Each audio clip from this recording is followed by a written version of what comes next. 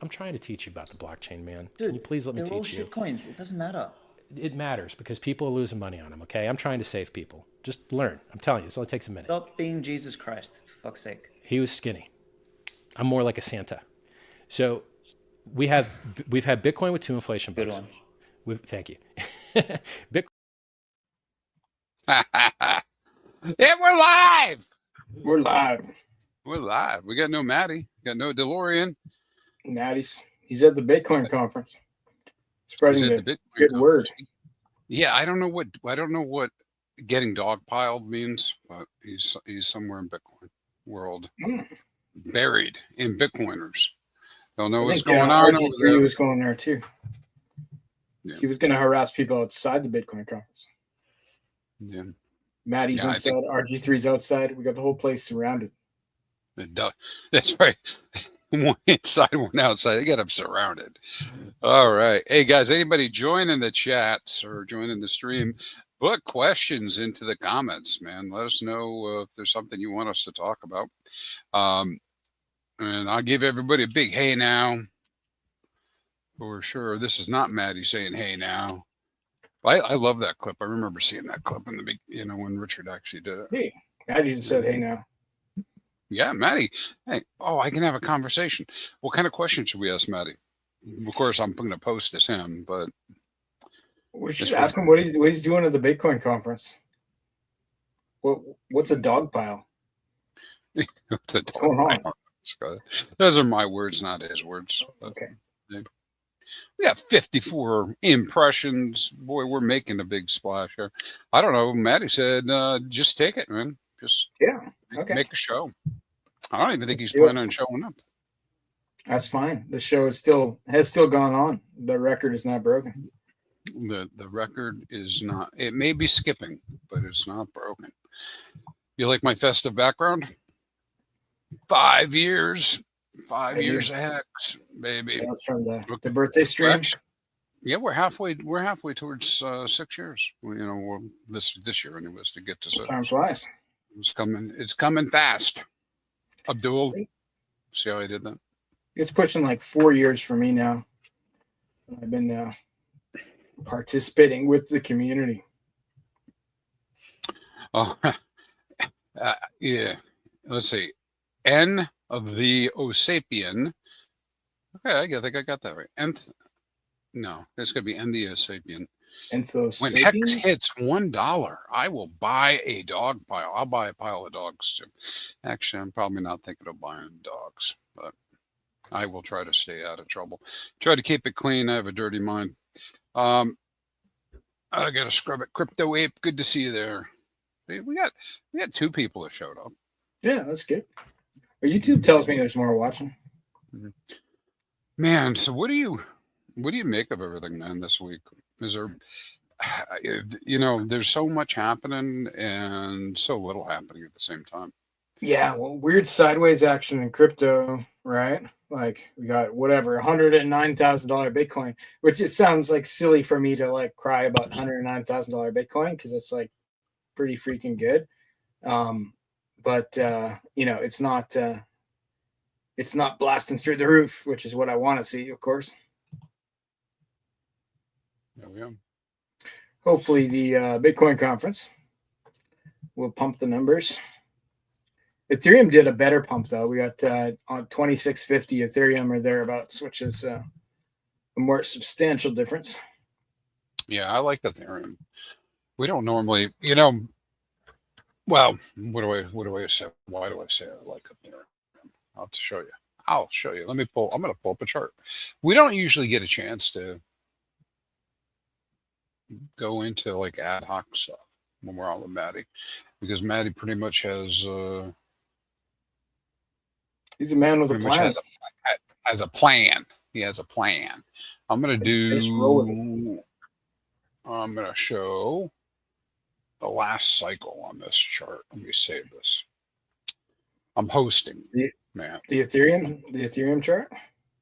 Yeah. I don't know why it won't let me save that. Let me pull it up over here. I didn't really change anything. I didn't change it. Boink. Let's see. Let me pull this up. Yeah, I know people get upset with me probably for showing it this way because not everybody likes this screen color. Here we go. Here we go. You ready?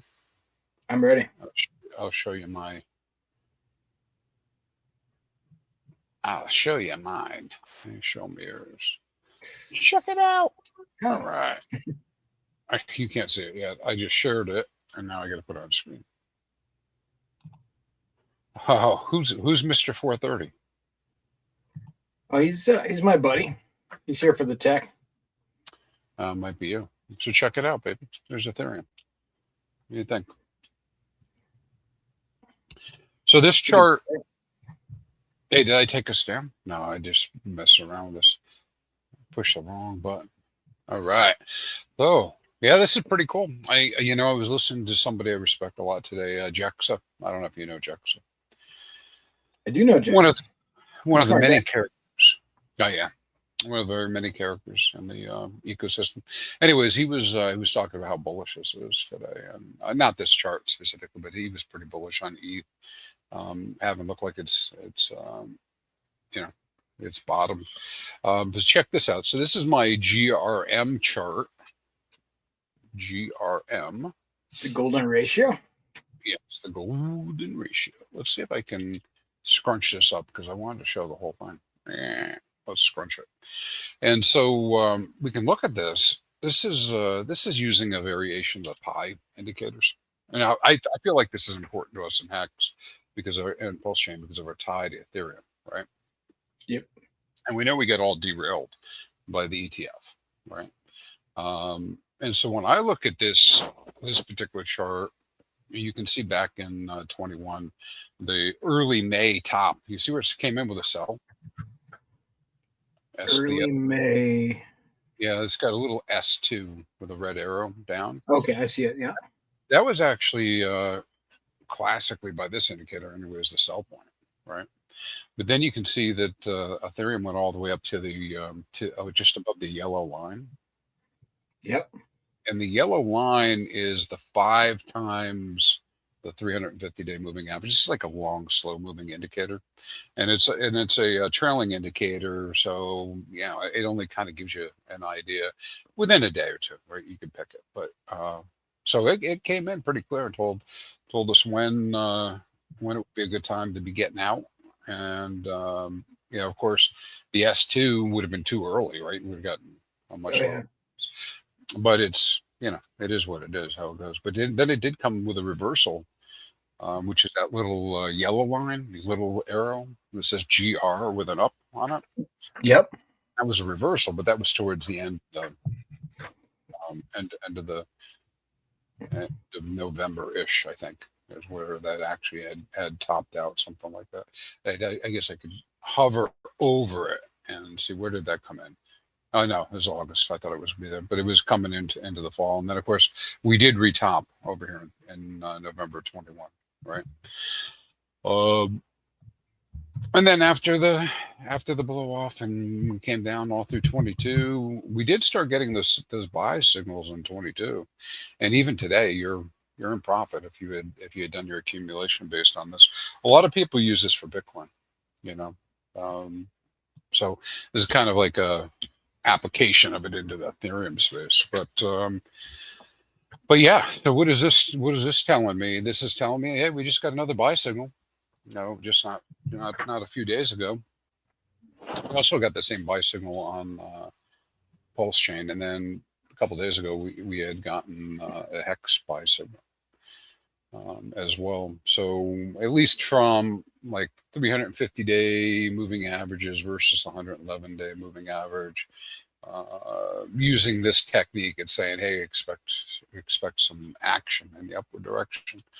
And we can see that the Ethereum did go from when this buy came in, I can't measure on this one, but we're up from 16 to 2600. Pretty good. Yeah, it's a Pretty big jump. good. Percentage wise, it's significant. Yeah.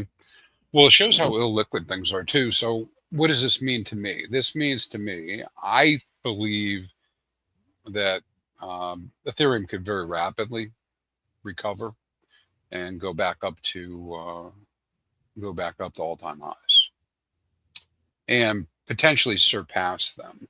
Now this time is different. Blah blah blah blah. We can't. It's always different. But what am I going to tell you? There's some guys that definitely feel like they know that the end is near, like next month. 6 Yeah, weeks I've from heard now. I've heard every variation of that. Yeah, and then there's the 26ers and whatever, right? So all this stuff can happen. But what I would look at here is, you see how at the highs we hit the yellow line way back here in 21, and that again that May 21. So one way to look at the diminishing gains theory is that we would hit the blue line. We'd hit the blue line this time. I'd be satisfied with the blue line. That's like $7,000. Yeah, and currently it's $7,000, but it would take time to get up to $7,000, up to the blue line. And while it was going up to the blue line, the 111-day would recover and cross back over the 350. And since all the lines above that little purple 350 line are all variations of the 350-day, they would all be going up, right? So it wouldn't be $7 grand, right? It would be much higher. It'd be higher than $7 grand. Yeah, it'd be a much higher number. Maybe that 10 to 14 range. I know back when I talked to Sami a little bit on the side, just kind of like information stuff, and I was like, I forget why it came up, but anyways, it was through one of the chats, and just kind of concluded in my mind. I concluded, yeah, 12,000, 14,000 is probably about where I would expect things to go in a normal cycle if things weren't different, right? But but also with the possibility that instead of it just hitting that, then possibly you might have a range all the way up to the 20K region, depending how crazy things get. And it really is going to depend, in my mind, it really depends on exactly what these market makers just did with Ethereum. And, how much, because I don't have a really good grasp of it. Everything isn't as transparent, of course, on Ethereum for us. And I'm not plugged into all the info. But just how rare did they make Ethereum? And if it's rare enough and they've stockpiled enough value, you got to remember, I know this is how I think about it. The Wall Street guys, institution guys, the BlackRock guys, what are they here for? They're here to make money, right? They're not here to be buddy. Probably don't care as much about things as we care about things, right? So what does all that mean? Well, they accumulate at the lows and sell at the highs, right? And so anyway, this fits kind of the narrative. We hit some sort of a number like $10,000, $12,000, and then everybody's gonna be talking about how it's going to go to 20. And then all that smart money is slowly getting out until you get. Let's say it even hits like $15,000, right? Do you think that's feasible? Yeah, sure. Why not? That would put like the sack bags, like Richard Hart's sack bags, would be at like $2.5 billion. It'd be a lot. Yeah, that'd be crazy. Yeah, insane amount of money. You could buy small countries and stuff. Yes. So if we look at this chart right here, I'll bring it down, make it a little bit bigger for us to see how it's playing around with this purple line that's right over here. Yep. A little purple line. That's a 350-day moving average. And the TA guys can correct me, but you could almost say it's tried to test that 5 or 6 times. But I think factually, maybe one time is that one little red candle actually kissed it. So what I would expect to see happening with Ethereum here is I would expect to see it test this resistance, the purple line of resistance on the 350-day moving average, and then at some point it's going to break through. It may be rejected off of that. But in the near term, and we just continue to do a little more chop sideways. But it does seem like it just is looking like it's got a little bit of momentum to the upside. It could just break through. But if it breaks through, And then I think the range is all the way up to 43.50. Now, does that mean that would happen in one trade? No. I don't mean even if it was 4 or 5 trades, I would be okay with it. But if you think about it, right? I mean, we're talking about a repeat of the move that just happened, which it was like in 3 days. That's a pretty happy looking chart. Like I'm not like a huge chart guy, but I can read that as like this chart is happy. About the moment, yeah. I mean, we just went up 1,600, right? Yeah. Well, I guess it's more like 1,100. Do the count, right? It's 1,100. But So the proportions is what's that was over, interesting. Like $1,100 is like 50%. Yeah, and of course this will be really good for PulseChain if this happens. Oh yeah, because you have that correlation with the values over there. So there's my chart action. Woohoo. All right, bro. I like your lines, sir. Yeah, I didn't even draw them myself. Yeah, I only use the pre-drawn lines too. I use the Bollinger Bands. That's the only tool that I use. It's easy for me to understand. Let's see who we got in the chat. I see Yaveen out there. Hi, Yaveen. How are you? All right. We live in my best life. Maddie, where are you? We don't know. I don't know. Oh, no. Usually Maddie's like on top of everything. He was probably on top of things too. But I think it's like 6 p.m. where he is. I think that's the time right now. Time zone change. And the conference might have been off a little bit. Tam's with us. Tam. She's been tweeting up a storm out there. Working on her brand. Her branding is coming along pretty nice. If I do say so. Also, time to come on the screen soon, Tam. Take it to the next level. That's not for everybody. No pressure. No pressure. What else we got out here? We got Rich Sainsbury. I don't know what 430 is talking about. You must know what he's talking about. He's an excited guy. He's here for the tech. Yeah. Yo.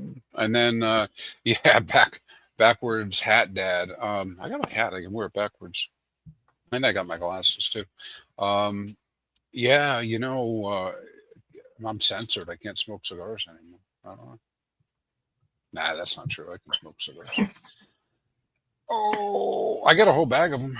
Let's see. Fancy ones?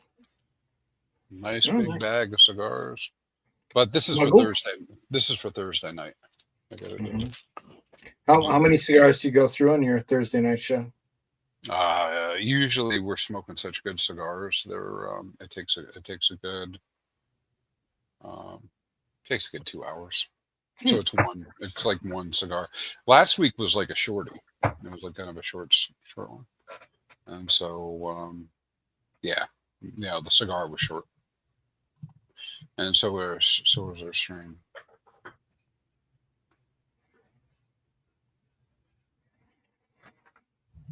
All right. So what else, guys? We're getting messages here. Yeah. What's new on the PulseChain this week? I was happy that the price of ink pumped back up a bit. Almost back to where it was, pushing towards that $2. Which works well for ink printer. I need 500x more. How about that? I could live with that. Like, it's not my perfect goal. Mm-hmm. I could take it, but I don't think it's doing 500x anytime in the next couple days. But I think in this cycle, maybe people get pretty antsy about wanting to know. $3 billion or $2.5 billion. It could do many X's. Yeah. In theory, it could. Let's see. What have I been messing around with this week? I've been learning a ton about tax tokens, as you know. So I continue to work on that. Yeah. And moving in the bot direction now, trying to learn more about bots and what to do with those things. So I'm observing. Our volumes this last few weeks moved so slow. You know, I'm seeing like in my track volumes, like 8 million in a day, that type of thing for some days. But then today, boom, popped up to 12, 13 million. Norm for me is about 33. So I see PulseChain running about 1/3 speed. And when you say 33 million, what are you saying? 33 million pulse? Yeah, Or with no 33 million in volume per day. But it's not all the volume; it's just my tracked volume. So it's probably 80%, 90% of the volume on chain. But what it does is it gives me kind of an idea of how it's doing. You know, are we hitting norm numbers, or is it kind of low? Is it high? You know, there are times where, you know, when Pump That Tires came, we had 150 million. You know. And there'll be those days again for sure, right? Like I kind of, it's cool, but I kind of hate it because it's like, oh, it's like 500,000 pulse to do a swap, but it doesn't happen very often and it doesn't last very long. It's usually much better than that. Yeah, up and down. All right. Are you really the undisputed Canadian champion? Is he talking about you? I'm not quite sure. I am not the undisputed Canadian champion of anything in particular. I might be the local champion of, you know, several smaller things, but yeah, I could be easily disputed. Oh, you're way ahead of me. You're already answering these things. McSlammin is asking, how do you figure out how much yield is a cumulative each of the burps? No idea. Maximus DAO has their website, but I don't know if it's working. Somebody told me it wasn't working. And I track it sometimes. I don't get a lot of requests for the Maximus and Decimus stuff. Though I do talk about them because I think they're good opportunities, particularly when they're at a discount. But yeah, I don't. Yeah, I mean, in general, right? You go figure out on my site, you know, for those stakes, how much they've earned so far. The estimates are going to be way off now, you know, from what we had originally had. But my charts have already, you know, readjusted for the lower yield, so it'll be coming out with that. They might have something on their website. Yeah, that's what I was saying. Yeah, that would be the place to check. Dipcatcher is very active on social media lately. I think he'd likely respond to you if you contacted him on. Oh yeah. On Twitter. I don't. Yeah, I talk to him once in a while. I don't have to agree with him. I don't have to agree with him to talk to him on things. But hey, Trap DeFi is talking about this ADMT. Don't know what it is. No idea. I haven't heard. Actuator I have heard about because I keep talking about that. And that one's a sleeper, dude. That's the that's where you can borrow against HSIs and go do something with your liquidity. And because people have done that, they have borrowed against their HSIs and have done something with their liquidity. They don't have the tokens that they minted, and the tokens are on the market, and they're like at a 50%, 60% discount to X. And so I've been buying some of those here and there as they come up. And it kind of like sort of like what I do with the other perps and whatnot. You can stake the Actuator token for yield as well, right? Yeah. The tie-in back to this. So if you made a stretch that this is going to be a thing, right? So we got to believe. So let's believe for a moment it's going to be super successful, and Actuator is going to continue. HSIs will continue, and people are going to utilize that system, which at 100x, 200x from now at hex value, I think some people are going to be looking at it pretty strongly because you get to retain those stakes.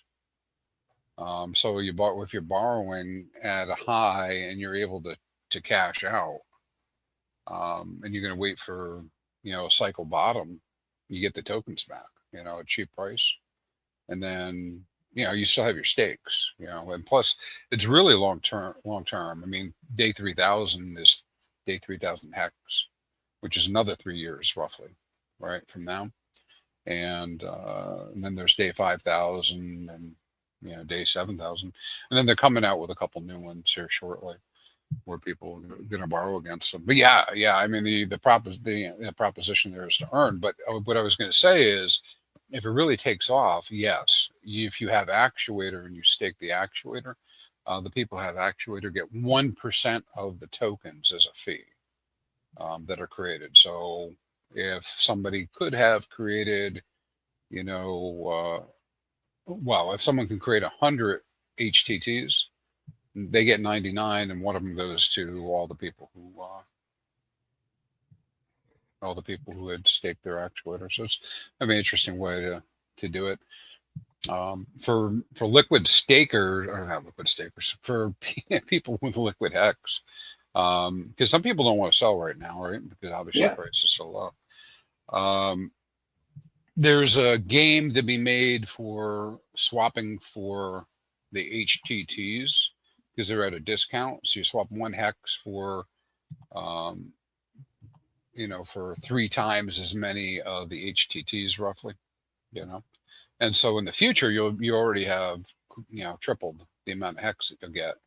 And then you can take that and put it into LP and farm it. And the LP itself, it's earning about 2 or 3%, but the farming is earning about 50%. And I don't know the right play. It's like all tokens are given out as a reward. I don't know what the right play is, but people sell it down, right? Longer term, you might regret it because if you didn't stake it, then you're not able to earn the new HTTs. But it is the surefire way to get value now. Just like what happened with print, just like what happened with any other reward token that somebody gets. A lot of people they sell it as soon as they get it. And that goes down. So, but it is there, and there's $100,000 in liquidity, I think, against the Actuator token. So I'd have to go look and see the exact number. You can check their website for that. Yeah, so there's there's a big pool on Fox as well. Yeah, that's the one. That's where a lot of them are. Yeah, and the HTTs have decent liquidity as well, right? Like you can actually swap effectively between HEX and HEX. They all pair back to HEX somehow, so it works. Of course, it'll be just like with the Maximus DAO tokens. When they start to come close to their redemption date, the price will go up, right? You would think so. You would think so. You would think the price would go up, but I'm not sure anybody would sell it. So might have one of these unanticipated events where liquidity just disappears, right? Could be. Because if we're within a month, but people might front run it like 3 months in advance, start buying it up, right? Like there'll be a window. It just might not be the day before. All right, the window will be closed. Yeah. Hey, I see Eddie over here had a comment about how do you pronounce that? Is that Shujan or Shujuan? I don't know who that is. Shujan. It was a YouTube channel where he's talking. He went to the conference in Dubai. There's a lot of PulseChain guys in Dubai. I know a couple. Yeah, well, I think Rackham has pulled in some guys. Some of his investors are from thereabouts. He may be responsible. Yeah, and he's saying here that they must have asked on that stream, have you heard about PulseChain? Trying to get people's responses. I found Crypto Sujan here. He looks legit. Sujan. I don't know. Doug says, I'm irresponsibly invested in this ecosystem. Need this to pump. Yeah. Me too, Doug. Well, yeah, a lot of people feel that way. It's been a long time coming for sure. But I think that there's that opportunity, right? Emissions are down. There's no ink coming out. There's no HEX coming out. Pulse, we still got the validators, but there's a lot less yield out there now. The 9-inch farms are down. You have some notable exceptions, like the Homey farms that went up. You have the Emit that went in and up, right? That's another farm system that's out there. And, of course, you got the P-Huxes and the 2 P-Huxes. They're out there. But, yeah. I think that I think that we, the users, have the responsibility to pump this, but Yeah. it's gonna take time. It takes time So- because it takes onboarding. It takes more value coming across the bridge. And I know you mentioned a moment ago, and other people think too, that the OA or some other entities will pump the prices, and I think that may happen, but it won't be. It won't be in order to give me an exit. The reason it'll be happening is for their own purposes, to market make and to acquire as many tokens and as much control as possible of the system. And whether that means taking profits so they can be in a better position later or not, I don't know. But I don't. You might see a mercy pump or two, but I don't know. You feel differently, like the whole treasury is coming in. Do you feel like that, or do you feel That's a like nice idea. I feel like it is a war chest that would likely be used for the betterment of the chain, but I can't say what that would look like, right? Like, does that mean buying stuff? It could mean, starting charities with, that have, DeFi, blockchain, immutable code as their main cause, right? Like, it could be something that's not as direct as pumping things. Though we have seen those wallets buy, Richard Hart assets in the past. I suspect it could happen again. But yeah, we'll have to play it out. But I think you're right about the community needs to do the work, right? Like, we need to show up and do things like we're doing right now, and what Maddie's doing, going to the Bitcoin conference and interacting with other communities, like making deals, right? Getting adoption. going to the conferences? Sorry, Richard. Yeah. Hey, I disagree with Richard on that point. I think the big conferences, like not every little piddly conference, but the big conference, if we can have a presence, I think it'd be a win. I think we should be setting up booths at these conferences, like the big ones all the time. I think we should have, representation from the PulseChain at Bitcoin and Ethereum conferences. I think it'd be worthwhile. Yeah. Well, I think Richard's point on all this stuff, it isn't exactly this stuff is bad.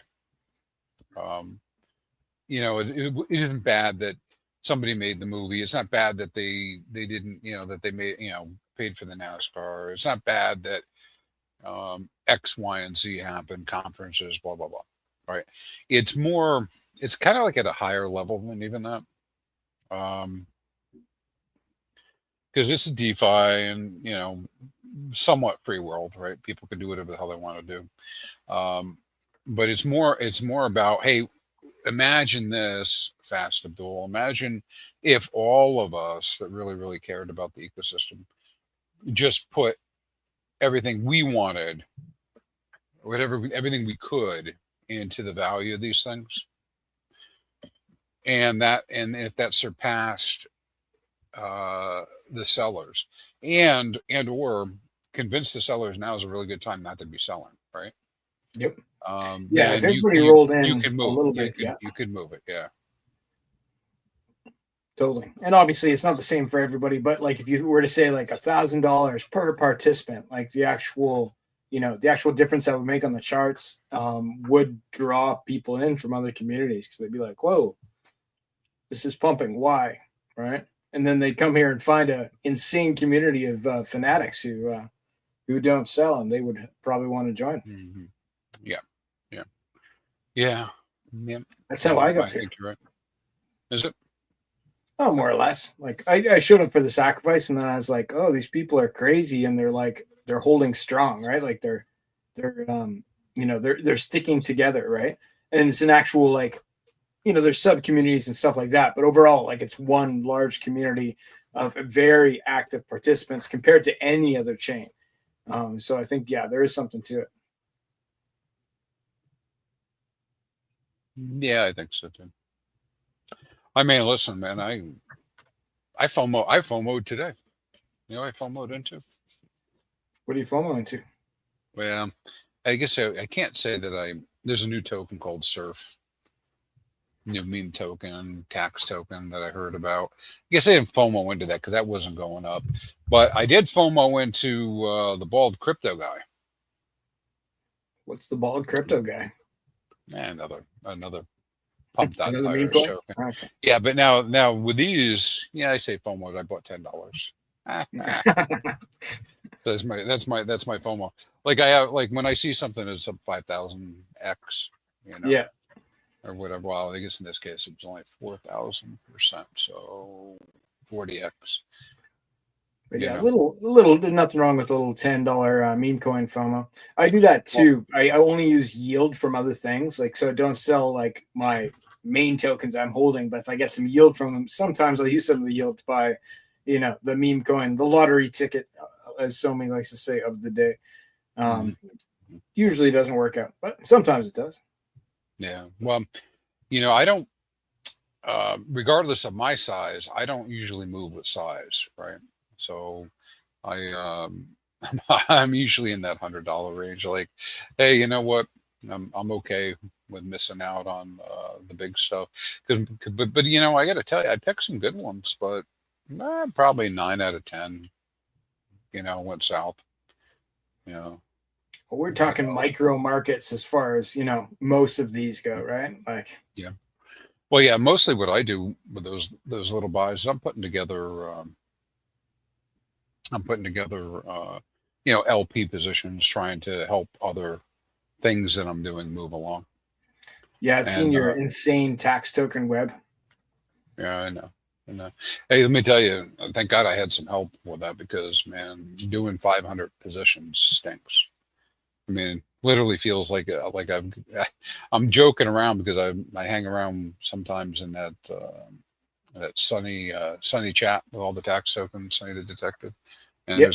there's a person in there named I click buttons, and that's exactly what it is.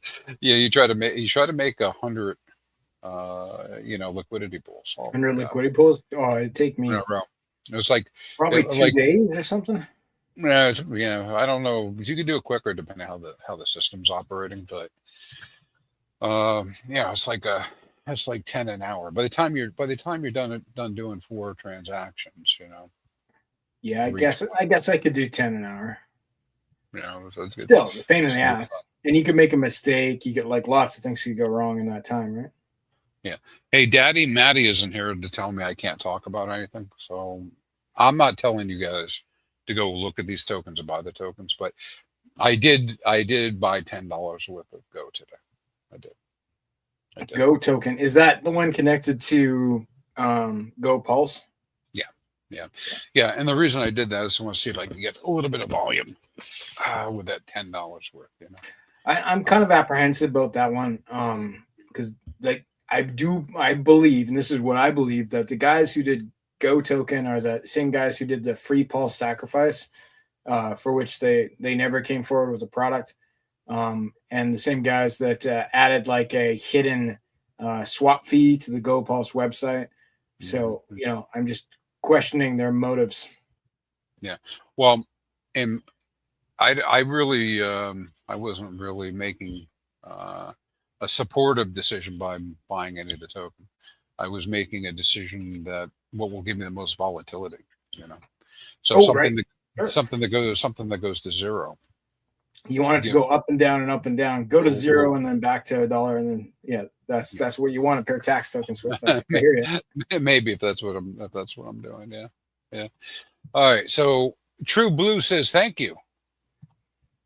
Thank you for streaming. And then also said, who said I stopped buying? Yeah, exactly. I mean, that buy, I've been looking. I picked up some more stuff this week because I saw that buy signal on HEX, and I'm like, man, now's the time. But not financial advice, and it could still go down 99% more. So how about that? Make sure I say that. Eccentric views. I like the Quattro Cinco, man. I like saying that, Quattro Cinco.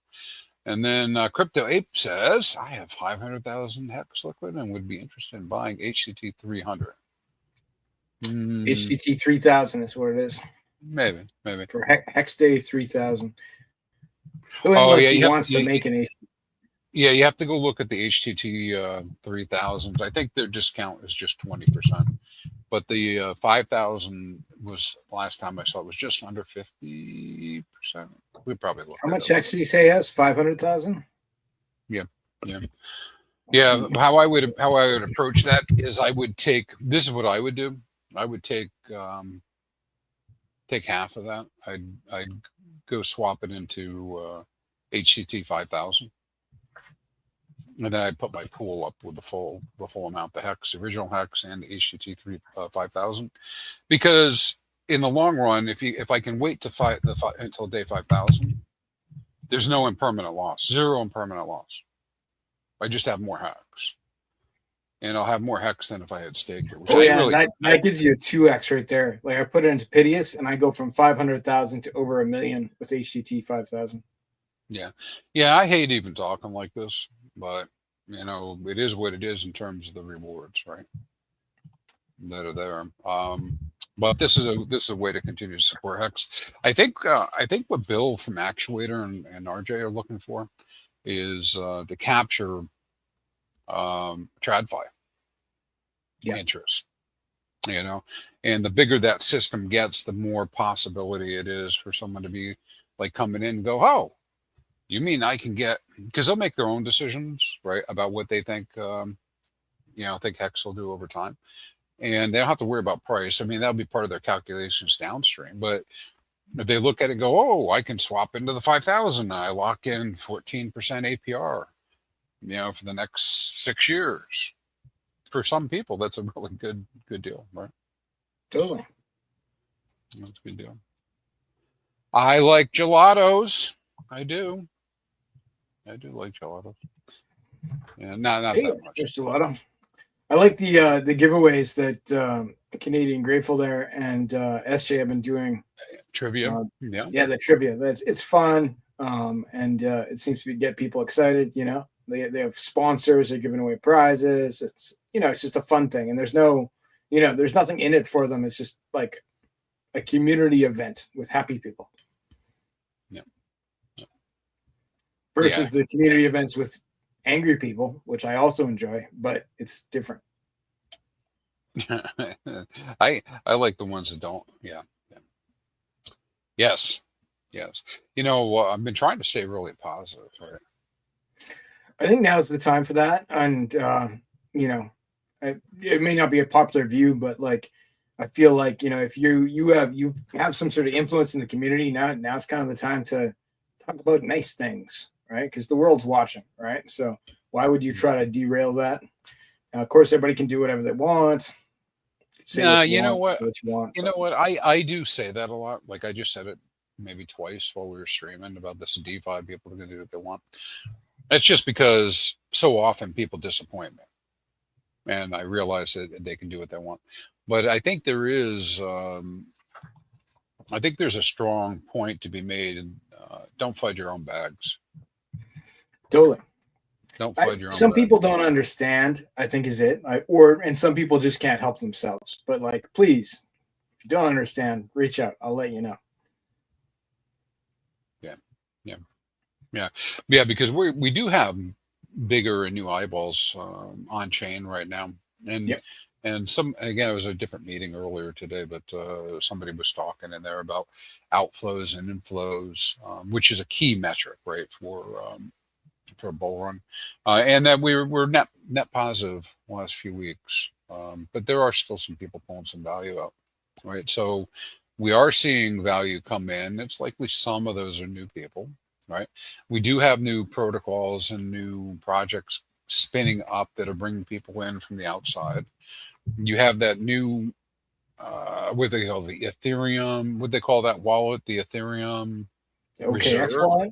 Now the Reserve, the Ethereum Reserve, and PulseChain is now listed on that, right? Really? And so, right, yeah, the list of big Ethereum holders, that one. Yeah. I mean, and so if this much Ethereum is over here, and then that leads you kind of down this path towards potentially this much Bitcoin is over here. Some other number that's not. I would like that Ethereum to actually be over here, though, right? So people could see it on the PulseChain. That would be cool. Yeah, I have. I know there's arguments against that, like bridge risk and so on. Yeah, there's definitely some bridge risk. I'm not that the bridge is risky, but I was worried that somebody might try to strand it while it was here. Oh, really? DDoS attack or something like that. I have to think strongly. So thank God I don't have this problem because I ain't got Yeah. that kind of value. No. Nobody's trying But to I mean, strand my bags. I'd be thinking about that pretty hard. Like, how much would I want to bring over, and why, and what would I be doing with it, and is it safer? And perhaps there's ways to benefit the ecosystem from the other side. I don't know, from the other side. Mayhaps. But like moderation could be good. Like, what if it was only, let's say, $50 million? Like it would still look good on the TVL. It would keep people guessing about what that $50 million was going to do. And like as far as the total amount of ETH in that bag, like it wouldn't be that scary. I don't think. Mm-hmm. Yeah. Well, those are the kinds of things I'm thinking about this week. Talked about a little bit of the HEX, right? And that possibility. Last time I looked, does this number sound right? 250, 300 million HEX on the market. Does that sound right? Sounds like a low number. Yeah. I thought that's what the last time I looked we had for liquidity. Maybe somebody in the chat. Where the hell's Mel Tony? One day we're late and he doesn't show up. What's going on? He would have that information. Let me go. I'm going to look at least at HEX Daily Stat to see what it shows. Yeah, I do. I don't know. I'd have to go do the calculation, see if it's right, but 189 million HEX in liquidity on PulseChain. Maybe it's not that. Yeah, it's probably not capturing PHUXs, but even if it was double that 400 million, that ain't not a lot of HEX. The Sparta pair has 148 million HEX just in that pair. Are you capturing that one? Is that up in V2? I don't know. What it's on V2. Maybe, yeah. Maybe this is being it's on PulseX. Maybe this is being misreported. I don't know. And that'll be PHEX. I'm pretty sure. Yeah, it's PHEX. Yes, 148 million, $1.2 million worth of PX in there. That might be the biggest pair for X. I might have to go build something to get that information just so I have it all the time.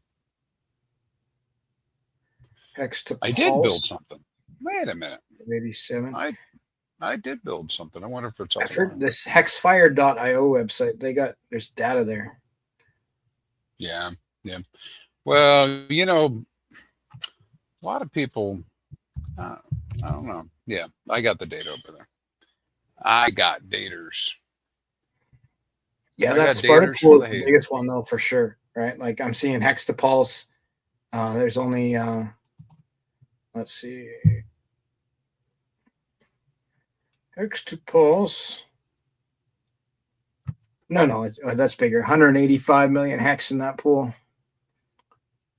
Still relatively thin historically.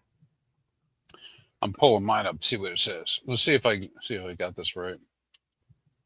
Quattro Cinco heads. Let's see. Do I even have an update date? Nah. I don't know the last time this ran. So let's see. Do I have an update date? Come on, Fast. Help me out here. No, you don't. Update for what? Yeah, so I'm showing.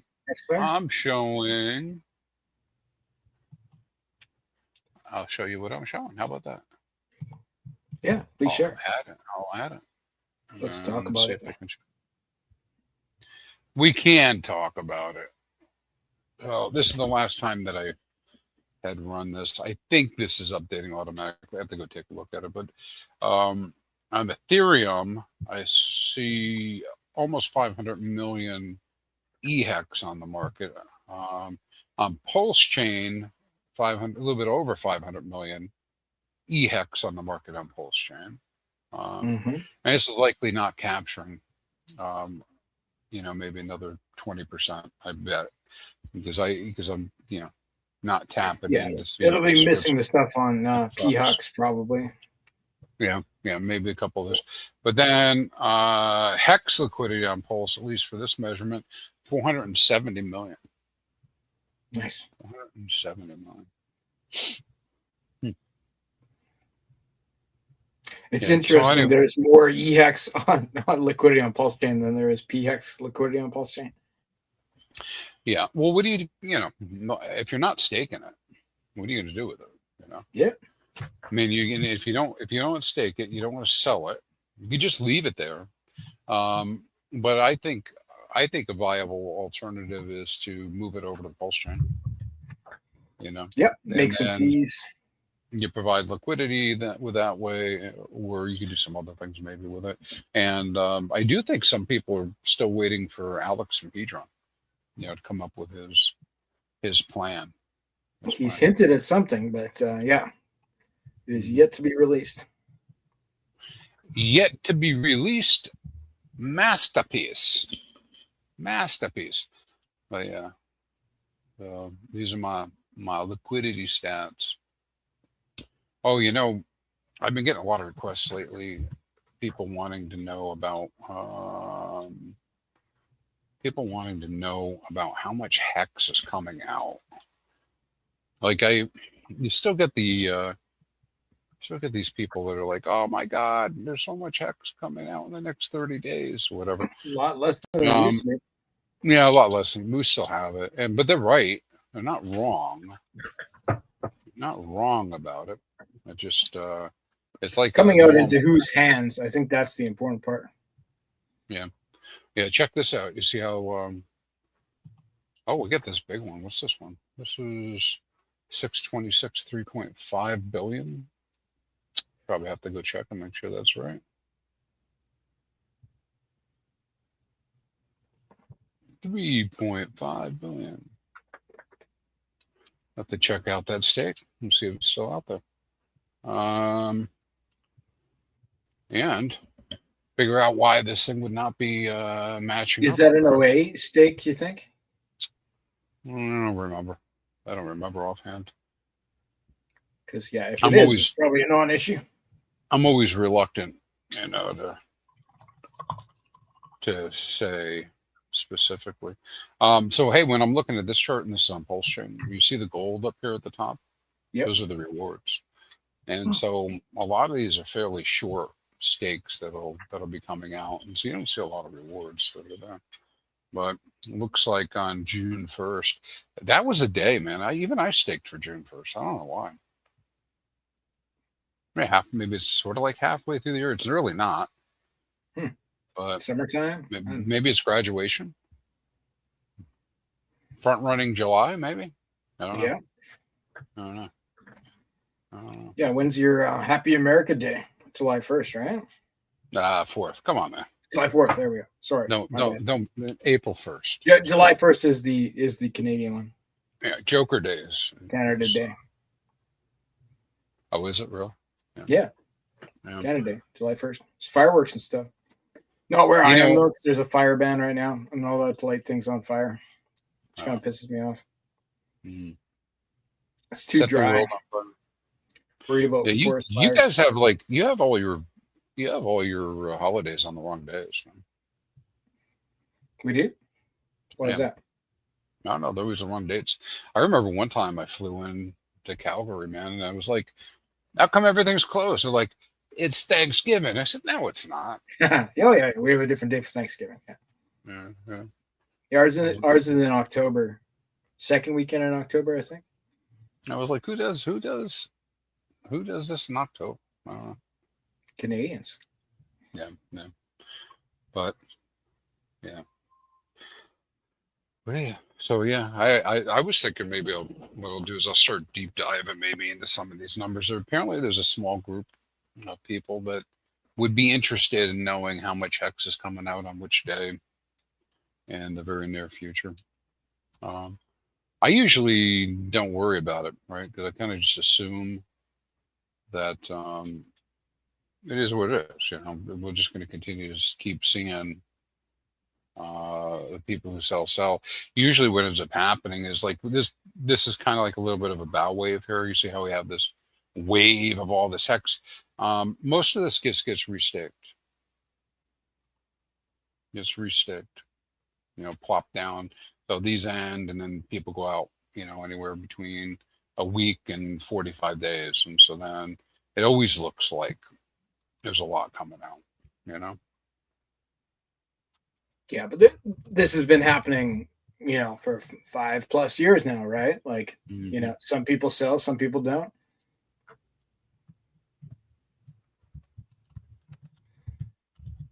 Nothing to get upset about. Yeah. Nothing to get upset about. Let me do this. I'm going to change this out 180 days. Let's see. Gives us a little bit different viewpoint. Wow.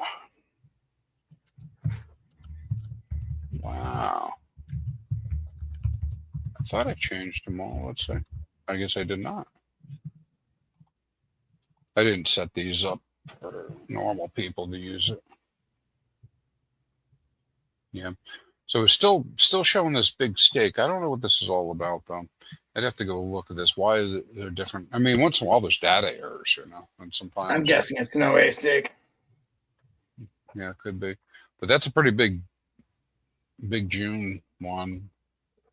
I wonder if it's I don't know what it would be.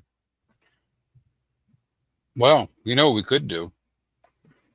Instead of me being like, I don't know what that is, let's go look. We could look it up.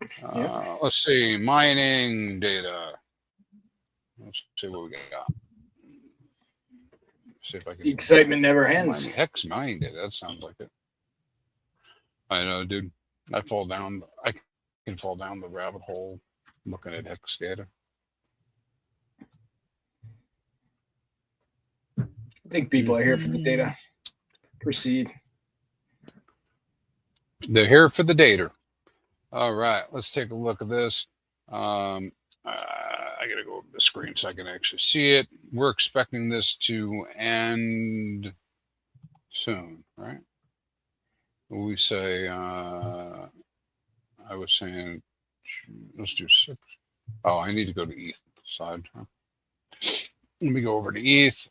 I'm showing this ending on the hell date 6/26. Oh, that's on the EX side. Okay. Is it one of the Maximus DAO ones, maybe? Does that make sense? No.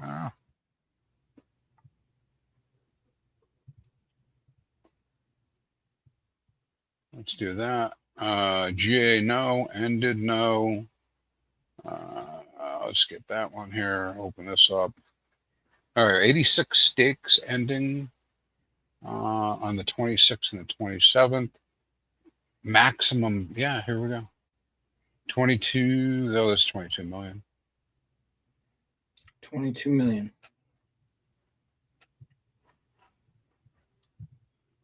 Yeah, that must be a data. That must be a data error. You think so? Right? Yeah, 1, 2. Yeah, because I don't remember it, but that doesn't mean it's not there. Let's see. When was it started? Maybe that's what it is. Because it could be just a new stake. It could be all the way back into 2019. 2019. You might be right about that, buddy. I'm glad you're here. No. Still. No. Rotate 5/26/2025. So 22 million. That's not big enough for that. No, not for that big one. Big one. I'll Okay. have to go drill. I'll have to go drill in. Let me see if I clear my slicers. Crisis averted. You saved us all, Crispy. Yeah. Ended, no. GA, no. And then again, expected end date 6/26/25. You know what happens sometimes when the data is updating? Piles it all together, maybe? Yeah, you just get these weird responses sometimes. 6/27. It might be the day before, huh? Just in case my days are off. If I did that, there's the 22. Let's go to the 25th. Maybe it's ending the 25th. No. 28. 28 million. So yeah, probably my data. Maybe somebody has some eyeballs on it. If you do, let me know. Or it might be OA, and I perhaps have OA turned off on this, which would kind of go back to your point. Right? If that's what it is, you don't need to worry about it. Yeah. Well, we hope not to worry about it. But I don't remember the OA doing that. But maybe.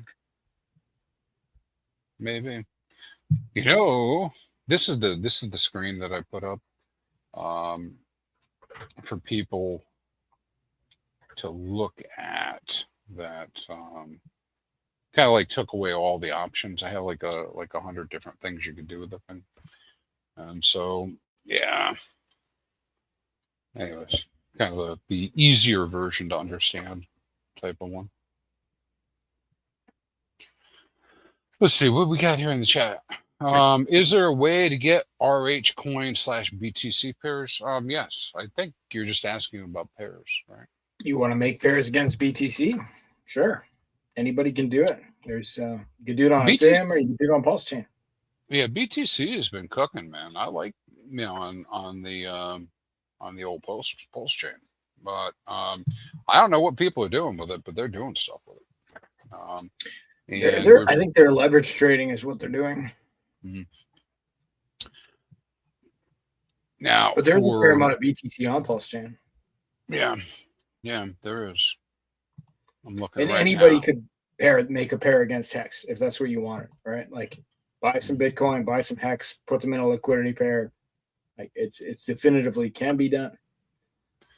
Yeah, I did some of that too. EBTC, we get about 1.4 million in liquidity that I'm showing in the pairs that I look at. Let me just take out V3 because V3 could be weird. So 1.3 million in liquidity on V2 and V1. So half of that, right, is about 700K in EWBTC. Primary, what I was surprised about is just how little is purple Bitcoin to Ethereum Bitcoin.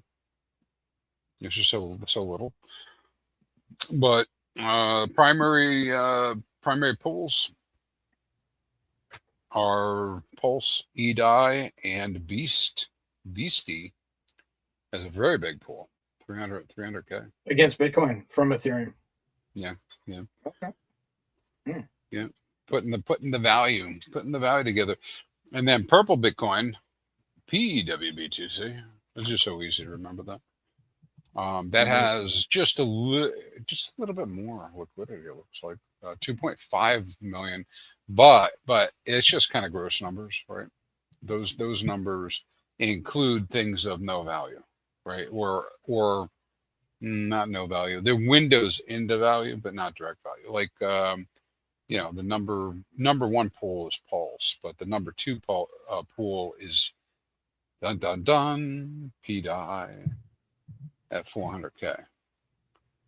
Followed by Dominance, and then PDI to PWBTC. You mean? Yeah. That makes sense. So you get a lot of that out there. Yeah. So there is some BTC. It'd be interesting to see what happens with that. Hey, listen, this is pure. I'm making up a scenario. This is a pure made up scenario. We have seen the purple Bitcoin narrative come up, and I've talked about it a few times in my private group that I think it's going to come up again. It's got limited quantity. Don't think any more can be printed. I think there's something that could be done with the keys, but I don't know exactly what. Yeah, I think it would require the team from Ethereum to come over and do something, which they're very unlikely to do. Yeah. So I think you're going to see a run up on that. It was in deep accumulation space, along with a lot of other things, right? So Don't be surprised, but don't FOMO to that stuff either. I mean, well, you do what you want, but I mean, not financial advice, but you'll see that. Let's see. Rich Oh no, I went to the wrong one. Skip For it, True recent Blue. end stakers, True Blue says, for recent end stakers, what are some juicy farms for those who don't want to restake long term right now? Fast.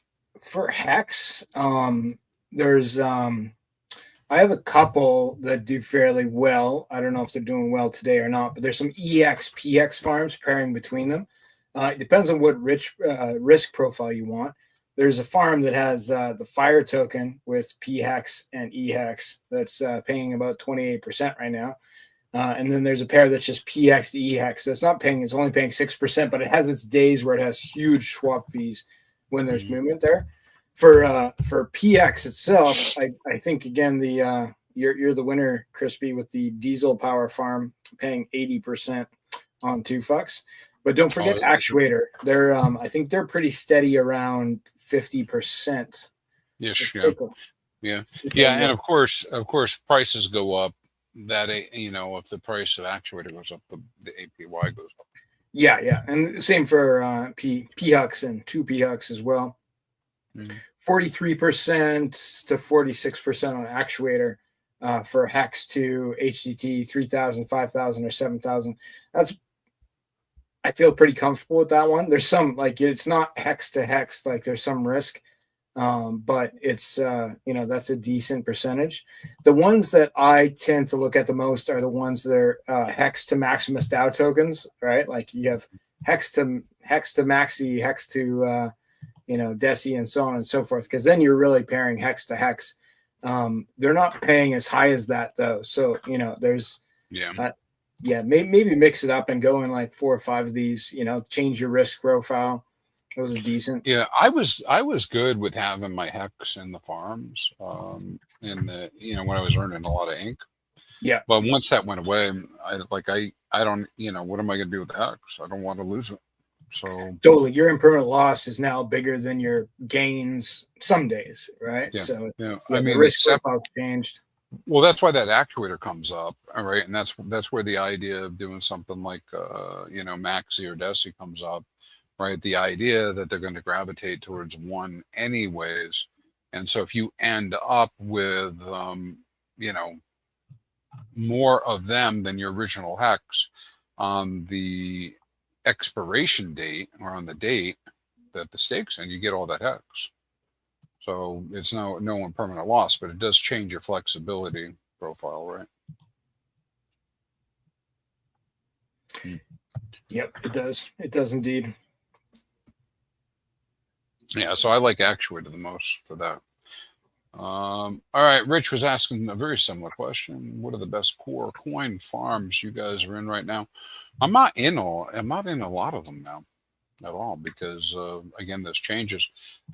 I don't know that everybody's been keeping track that the stable farms against Pulse have gone back up over 10%. Yep.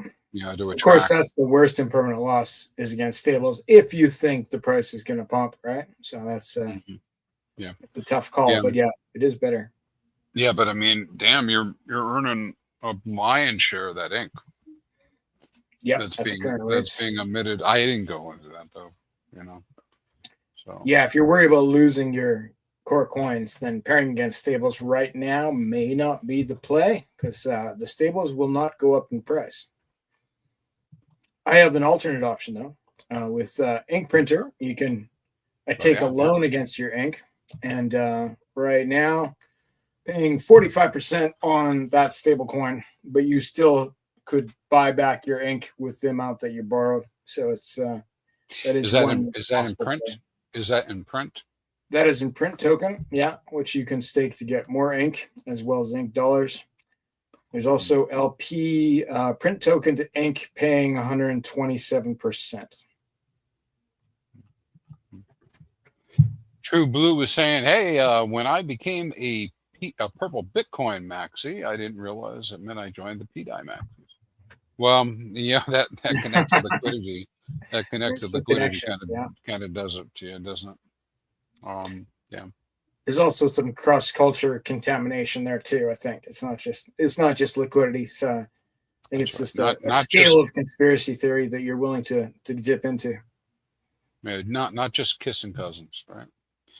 All right. Hey, Thailand. Right, Best Thailand. exit strategy. What is the best? Never exit. I don't know. Hey, it really depends. So have you heard ABC before in business? The ABC, always be closing. I've Right. heard that. So meaning if you're a salesperson, always be closing. You're always trying to close a deal. So I was thinking about this week.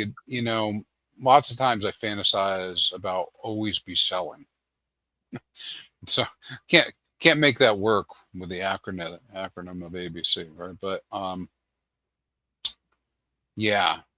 And so there are some pretty cool exit strategies. Ultimately, it depends. It always depends individually for the people. Generally accepted approach is that people stay liquid, try to catch the top, and have a hodl bag. That's like the normal kind of setup. But you're going to be wrong. You're not going to catch the top, just like you're not going to catch the bottom. Of course. Which brings me back to always be selling. which, well, I think, which I don't DCA, do. But, right? Dollar cost average in, dollar cost average out. Dollar cost, yeah. Makes it sound better. I heard dollar cost crypto. He said sell 10% on every double. Yeah. There's some different techniques. Like if you sell 10% on every double, so you bought it for $1, now it's $2. You sell 10%. You don't sell another 10% till it's $4, and then $8, then $16, $32, $64, $128. Like, like you won't lose your bag if it happens to pump way higher than you thought. But there is such thing as deciding now is not the time. But of course, when it is the time, you're probably also going to feel like now is not the time. So it's a tough call. Yeah. It's hard for people to decide. Like I promote written plans. Like the idea that you should have a written plan. That matches. Which matches your budgets and what you're trying to do. And great, I think it's really important. Time frame was. And man, I'm still shaking my head about this because I'm not telling you I'm right. I'm just telling you that one of the ideas is that some people are not traders and they're not going to trade, and they come in and round trip purposely because they believe the next cycle will be higher. Those that's big if they're right. If you did that in 2013, you're doing pretty good with Bitcoin. If you did it in 2019, you're doing pretty good with Ethereum. Because it was $80, and if assuming you got down at that level. Maybe 2027 is the HEX year where you would have been doing pretty good if you did that. We don't know. Yeah, but I kind of advocate a bigger, better plan.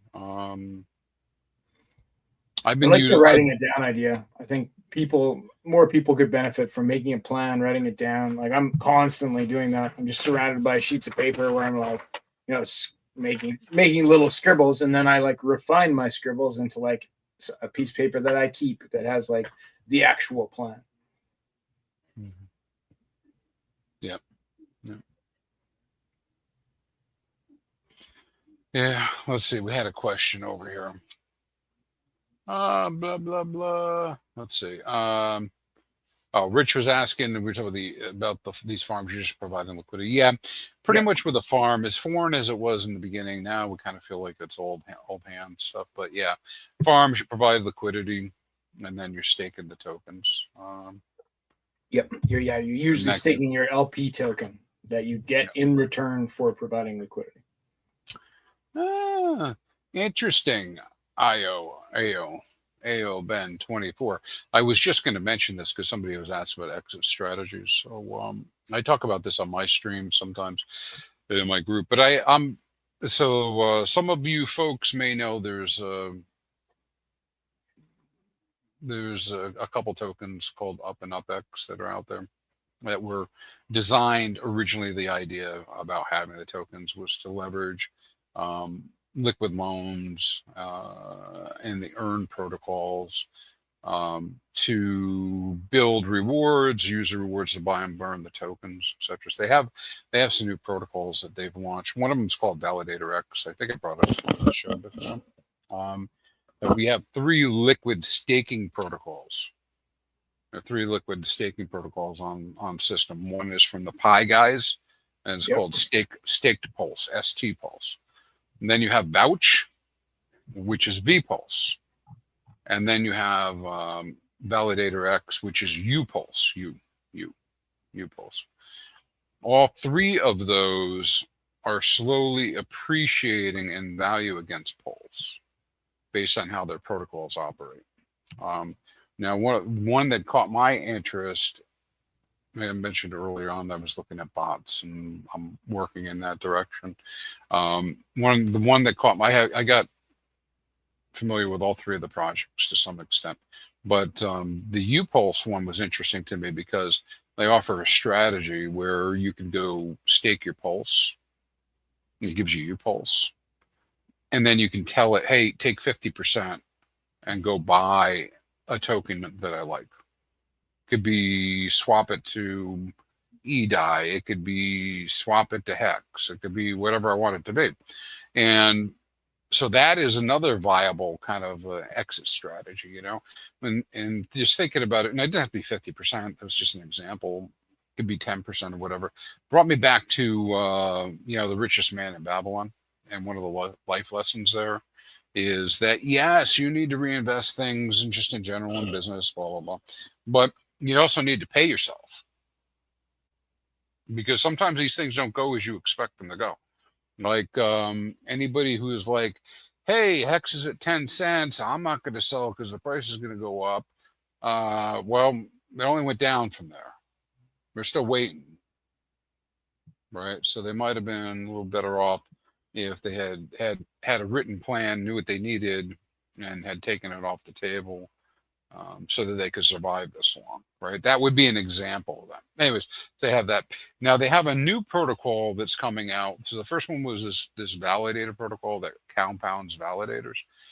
There's another one that's coming out. It's called LPX. And there's more details to come for this, and I don't have them all. And of course, nobody just go do stuff. Go do some research.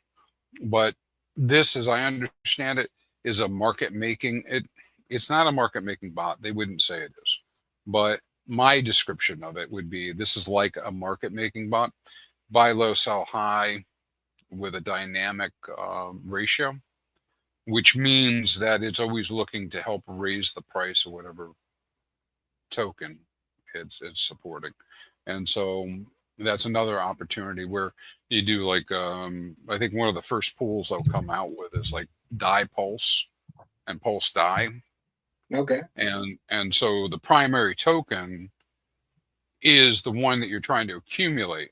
And so what it's doing is it's using algorithms and some other zone pricing, you know, to figure out, hey, now's a good time to sell a little bit, sells a little bit. So in the case of like the Pulse DAI, it reserves the pulse. It reserves the DAI that it buys or sells the pulse for at the top. And then when it gets to the bottom of the range, it buys it back. And does it at such a fractional level that what you end up with is this ever increasing count of tokens with a residual of DAI, a pool of DAI at the bottom, right? It's always available to redeploy. Anyways, that's another viable alternative, right, for taking profits for something. But that protocol has not been released yet. We don't have any more information. But they tell me it could be days away. But they've been saying that for a while. So, all right. I hope that was helpful enough. I probably didn't do it justice in this stream. I've been meaning to do a bigger one. UFO to go. UFO to go, sir. Hi, UFO. All right. Interested to know how the HEX yield cut has affected your appraisal of HEX staking now and moving forward until RH cranks it back up. I'm unquestionably more bullish about staking than I've ever been. But I can't back it up with any facts. It's conjecture about what's going to happen in the future. That's it. I mean, I can see that T-shares are getting super scarce. It's hard to make them. I know it gets harder every day. It's gotten the max, the level of effort to get them, in terms of value and extra time has all been changed by this. And I know that maybe it's not the best time, but I know it's a good time to put my HEX to work in stakes. But I can't beat Richard's argument, which is the same argument the traders give me, which is price appreciation, beats rewards. So if staking means you don't have it available, you can't partake. And I could, earlier when we're sitting at, where you're making 20, 25% and rising, maybe an APR. Maybe it was an average of 14% APR on your staking ladder. I could definitely have that conversation, kind of weigh the risks out and be like, yeah, okay, 14% is worthwhile to have a staking ladder. And that's the primary thing that I'm doing, right? Where's the cutoff for that, though? Well, where's it stop being worthwhile? Yeah, but at 4%, it's kind of like, okay. Do better than that on LP, yeah. Yeah. Well, yeah, and then you're locked up. Now it's great for people already have their stakes and all that. They go, okay, because I get the flow of HEX coming out. But anyways, most people just shake their heads now when I start talking about staking. So, but I'm super bullish about it, man, because I'm like, well, if 50% of the T-shares, 40% of the T-shares that belong to users every month go away, and nobody's making new ones, doesn't that mean whoever makes new ones is going to have a whole bunch? Yeah. Oh yeah. And the thing is when the OA is not ending stakes, those stakes aren't going away. So the ones that are the T-shares that are going away are the user T-shares, which means the percentage that is owned by the OA continues to go up, which means the percentage of HEX that the OA receives is going to go up, or at least gets allocated to it. So it's like super bullish, right? But the other problem is it's not going to play out in full this cycle. It's going to be over the next 7 to 15 years. And so that's another really difficult thing to talk to people about. So yeah. I don't know, dude, man, UFO to go. I really, really strongly want to be like, yeah, well, Richard said that, the use case for HEX is a staking ladder. But now you got to have a lot, maybe, I could be wrong about this, with 10,000X, anything's possible. But, remember, a lot of people didn't have liquid, during the 10,000X last time. So yeah. I guess my, because you asked how it's affected my appraisal. I used to always think I wanted to stay 100% staked. And that still might be the right thing, but I don't know it because I don't have the facts to back up what hasn't happened yet. And so then that leads me to believe that I probably want a higher percentage available liquid, and which kind of goes against my grain, right? But I've heard people talk about 10 to 20%, so that's probably a reasonable amount to keep liquid. And then, of course, I also have that option to go over and look at Actuator. Anyways, I hope that was a good enough answer. UFO to go. Kind of riffing off the top of my head, on that one. But I think you're right about we don't have the data of what happens with these new numbers, right? But there could be those wild cards too, right? What if the OA or emergency end stakes one of those stakes? How does that reflect on your yield? If you're not in, you're not getting part of that yield. Yeah, you'd probably be wishing you had at least a 30-day stake. Let's make that. Well, it wouldn't be that big. You'd be surprised. No. Yeah. But let's pull that string a little bit, right? let's make up like a made up scenario, like Yeah. this is not happening, but a what if the OA decided, they're just going to start the emergency end stake pinata game, right? And they just start emergency end stake, maybe every month, right? Maybe every 2 months. People would be staking to collect on that. Well, what's crazy about that is that you'd have to go figure out the exact percentage, but the OA would get like 90% of it back.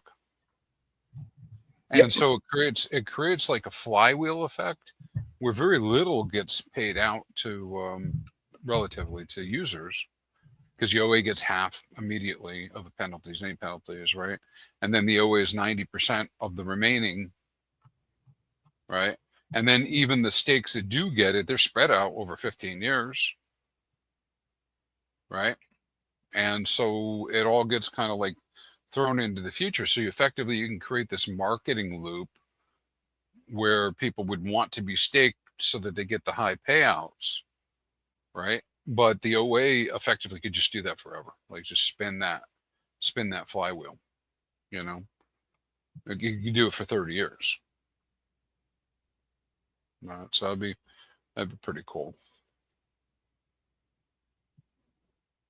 Indeed, that is an interesting game theory. Hope we see something like that where it's exciting, where it's like, it just.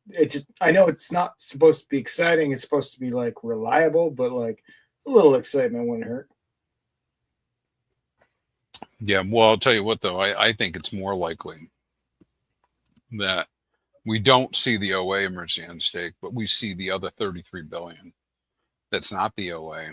That's out there in the 29-30 range. See half of that emergency end stake. That could happen. Which, of course, funnels 90% of it back to the OA, right? Yeah. Anyways, but that wouldn't be, those wouldn't be OA stakes. Yeah. That we're ending. But I could see that happening. Because I just don't know what the hell's going on with all these addresses that are there. Nobody can know. I mean, I guess somebody could know if you had a quantum brain, and you knew all the players and you could track everything. But there's just so much going on with these things. Like I mention it every once in a while, but I get a kick out of the weird patterns. It's like I'm in a weird horror movie, right? Where I'm reading the numbers on a screen and I'm like, what does this mean? What does it mean that we have 10,000 stakes between 1 and 1,000 hex? It could be like the PDI guys would be like, wait, I see the repetition of 369. It's a message. Right. Yeah. It's a message. Everything means something. Yeah. Everything. Yeah. Maybe it does. Maybe. Probably not. Yeah. So coming all the way back to UFO to go, yes. And then we'll get to these other questions real quick. He was saying, Quattro all the way. Yep. I think that having a ladder, a hex ladder, one that you can stomach, that you keep up to date, is a very good strategy. Very good strategy. But the cons are going to be, we haven't seen price appreciation. You can't absolutely say that it'll happen, even though I believe it'll happen, right? And we just don't know what outcome would be better. And so, you know what? Do both. Right? That's usually what I try to do is break my log jams. I get like hung up on things like, well, should I do A or should I do B? And I'm like, no, maybe I should do B, and then I'll do it. Let's move forward. Let's get some action, man. Half and half. That's just my way of dealing with things. Kind of get out of decision hell about what the right thing is. This way, hey, you know what? Hex goes to $5 next month. I can sell some if I want to sell some, right? If it doesn't, then I'm staked and I'm earning too. Yep. And actually, I probably wouldn't even sell any now, right? I'll try to make sure I could go borrow against it or something, which I don't even like borrowing. It's crazy. Hey, so Rich was saying that macro news and markets change so much. Plans are hard to, they are. They are. But if you zoom out, you know, you can kind of have like a gist of it long term. Yeah, Eddie, I don't know what to tell you. I know a lot of people love Treasure. Oh, I definitely treasure Eddie. Yeah. I think that's the way to go. But as far as different treasure models, like I have like a bunch of them. Like I think these treasure, what are these called? They were like the Model 3 or something like that. They're just like the simple one, Treasure Safe 3. And they come in different colors. So if you have more than one, I have like 6, then it's like you can differentiate. They only have 2 buttons, which works fine. I have this other one that I tried that has like, it has no buttons. It just has a big screen. You press the buttons on the screen. But I have a lot of trouble with my fingers being too big to do it effectively. If I had little girly fingers, it would work. So yeah, definitely the Safe 3 one is my favorite. They're like compact, easy to use.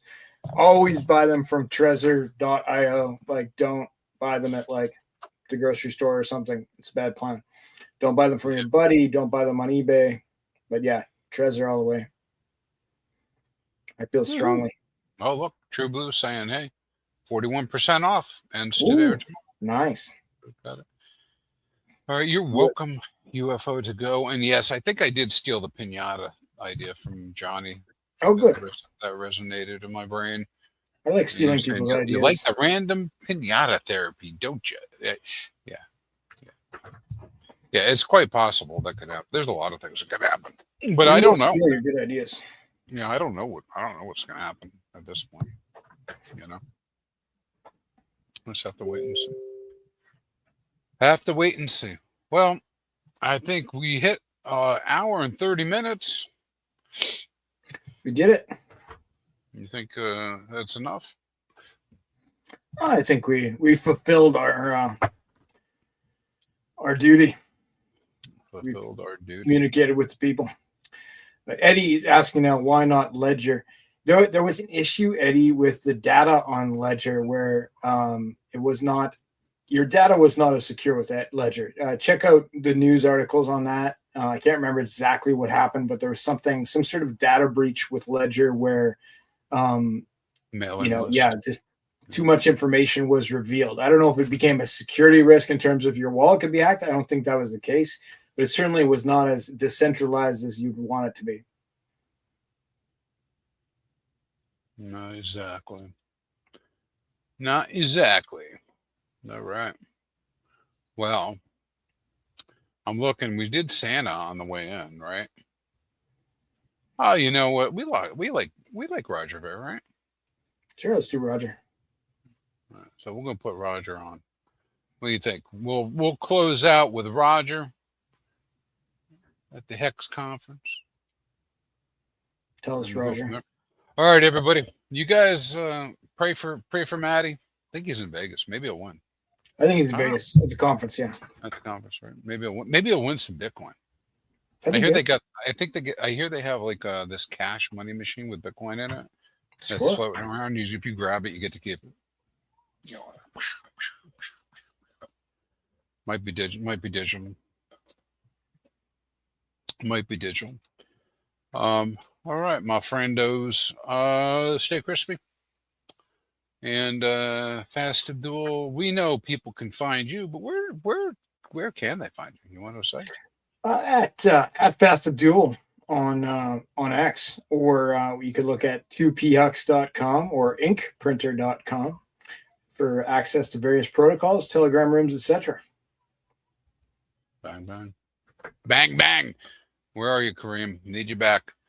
All right. You guys can see me at hexfire.io or hexfire.io here on YouTube and on the X. And with that, we're out, and hopefully we'll see you next week. And stake wisely, my friends. Stake wisely. We'll give you a good night, everyone. Hi, everyone in the HEX community. My name is Roger Ver. I was the first investor in the cryptocurrency ecosystem. And a long time other participant in the cryptocurrency ecosystem really did a good job of convincing me to make a video for all the HEX fans out there today, even though I'm trying to take a break from social media, everything. But just want to congratulate you guys on raising, I think I read $27 million for sends. That's a really, really big deal and a really big amount of money. And so thank you and congratulations for that, since that's something I'm also interested in. Anyhow, I haven't had time to follow HEX real closely, but from what I can see, you guys are trying to build faster, better, cheaper, more reliable payments and a platform to do all of that than everything Ethereum could do and then some. So just want to congratulate and cheer you guys on when it comes to those goals that you have. And wish everybody the best of luck in the future, building a better world for all of us to live in. Thank you all so much.